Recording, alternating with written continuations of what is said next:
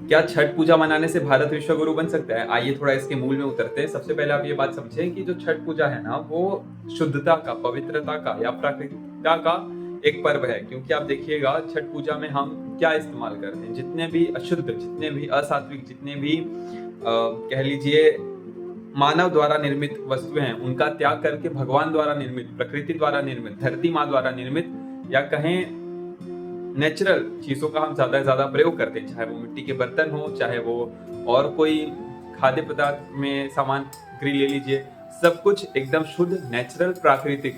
यानी कि एक दिन यदि हम ऐसा पालन कर रहे हैं तो सोचिए छठ पर्व कितना अच्छे से बनता है, या फिर भगवान की हम पर कितनी बड़ी कृपा होती है। भगवान की कृपा होती है तभी तो उस एक दिन के लिए हम ऐसा कर रहे हैं, वरना पवित्रता से या फिर किसी भी प्रकार से लोग छठ पूजा कर लेते। नियम पालन कर रहे हैं तब भगवान कृपा कर रहे हैं। तो यही एक नियम शुद्धता का, पवित्रता का, या कह लीजिए प्राकृतिकता का, यानी शुद्ध भोजन करना, सात्विक भोजन करना, मिट्टी के बर्तनों का प्रयोग करना। और ये बातें भारत में पहले कोई एक दिन के लिए थोड़ी आती थी, ये तो भारत की मूल संस्कृति थी। यही तो था जिसके बल से भारत पहले विश्व गुरु था। और सोचिए अगर हम एक दिन ऐसा कर रहे हैं तो भगवान की इतनी कृपा बरस रही है, या फिर इतना हमारे जीवन में अच्छाई आ रही है। तो अगर 365 दिन हम करने लग जाएं इसका पालन, तो कितना ज्यादा मजा आ जाएगा। और ये छठ पूजा वाली बात तो यानी पहले भारत में 365 दिन हुआ करती थी, तब जाकर के भारत विश्व गुरु था।